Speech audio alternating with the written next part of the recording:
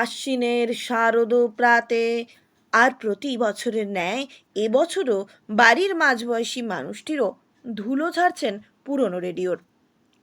একবার পরখ করে দেখে নেওয়া আদৌ এতে মহালয়া শোনা যাবে তো। স্মার্টফোনের যুগেও হারিয়ে যেতে বসা রেডিওর নস্টালজিয়ায় ভাসছে আম বাঙালি।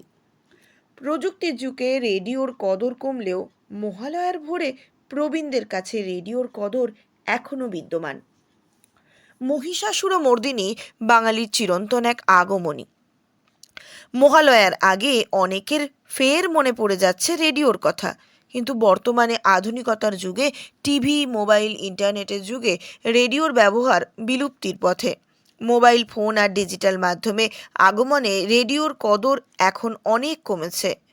রেডিওর ব্যবহার সচরাচর দেখা যায় না বললেই চলে, কিন্তু বছরের এই একটি দিন যেন তাকে ছাড়া চলে না একাংশ প্রবীণদের।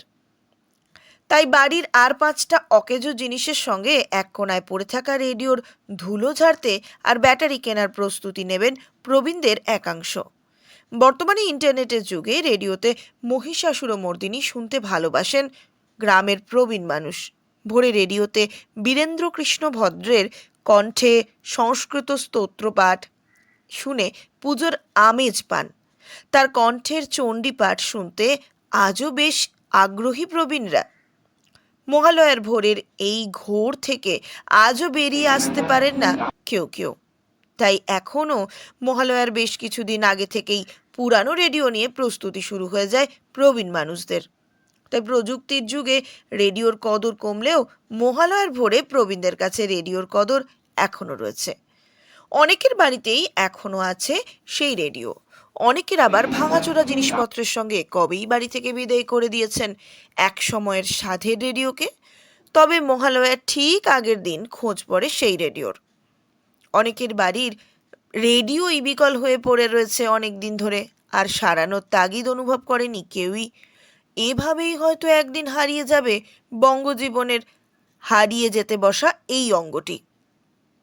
সেই আলো না ওঠা, না ফোটা ভোরবেলায় পাশের বাড়ি থেকে ভেসে আসতো মহিষাসুরমর্দিনীর সুর। তার মানে পুজো এসে গেল। ঘুম চোখে এবার বাড়ির রেডিওটা অন করার পালা। বাংলার বিভিন্ন প্রান্তেই শনিবার দেখা যায় রেডিও। টিভির দোকানে ভিড় জমতে শুরু করেছে।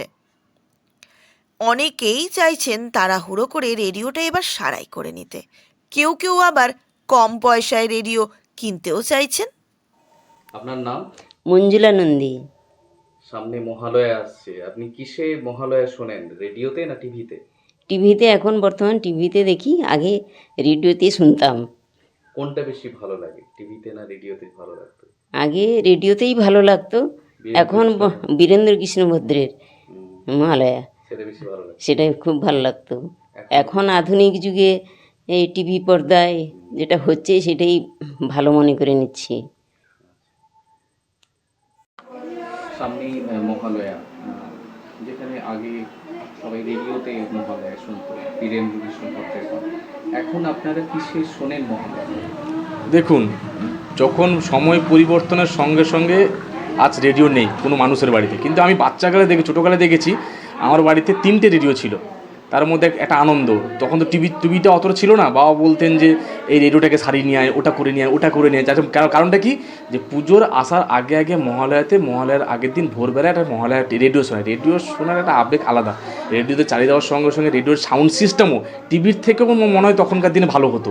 টিভির যে সাউন্ড সিস্টেম, রেডিওতে বাজালেই একটা আওয়াজ, একটা বীরেন্দ্র কৃষ্ণ ভদ্রের যে একটা মহালয়া যে স্তোত্রপাঠ, এটা সুন্দর। কিন্তু এখন দেখুন যুগ পরিবর্তন, সমস্ত পরিবর্তনের সঙ্গে সঙ্গে রেডিও নেই। এখন তো মোবাইলের যুগ, অর্থাৎ মোবাইল খুললেই মোবাইলে একটা আমরা পেয়ে যাচ্ছি, টিভি পেয়ে যাচ্ছি। বলে যুগের পরিবর্তনের সঙ্গে সঙ্গে রেডিও কিন্তু একটা বলতে গেলে বিলুপ্ত হয়ে যাচ্ছে রেডিও সিস্টেমটা। তার সঙ্গে এখন মোবাইল, অ্যান্ড্রয়েড ফোন আর টিভি চলে এসছে, টিভি স্মার্টফোন চলে এসছে, বলে এই জন্য আর ওই জিনিসটা নেই, আর রেডিও রীতিনীতি নেই। বলে আমার বাড়ির যে রেডিওগুলোই মনে হয় যে একটা নষ্ট হয়ে, একটা নোংরা হয়ে, একটা কি, কিন্তু আছে বাড়িতে রেডিও আছে এখনও পর্যন্ত। ওই পুরনো 3টে রেডিও এখনও পর্যন্ত বাড়িতে গচ্ছিত করে রাখা আছে। আপনার নাম? বিভাস রঞ্জন মিশ্র। আপনার নাম? শ্রী রবীন্দ্রনাথ নন্দী। মহালয়া আসছে, আপনারা আগে রেডিও শুনতেন, এখন টিভিতে দেখেন, হ্যাঁ, কোনটা ভালো লাগে আপনার? আর এটা আগে রেডিওতে যেভাবে শুনেছি ছোটোবেলা থেকে, ঘরে তখন রেডিও ছিল না, তখন কাকুর বাড়িতে আগের দিন বলে রাখা হতো। হ্যাঁ, বলে রাখা হতো, সকালে ভোর গেলে দরজা খুললে আমরা উপভোগ করতাম, যে মহালয়া শুনতাম। এখন যত আধুনিক বৈজ্ঞানিক যুগে টিভির পর্দায় আসুক না কেন, সে আমেজ নেই। আগে বীরেন্দ্র কৃষ্ণ কণ্ঠে ছিল, ভালো হ্যাঁ, লাগতো। তার বীরেন্দ্রবাবুর কণ্ঠস্বরে চণ্ডীপাঠ আর যে যত আসুক, তার সঙ্গে তুলনা করা যাবে না।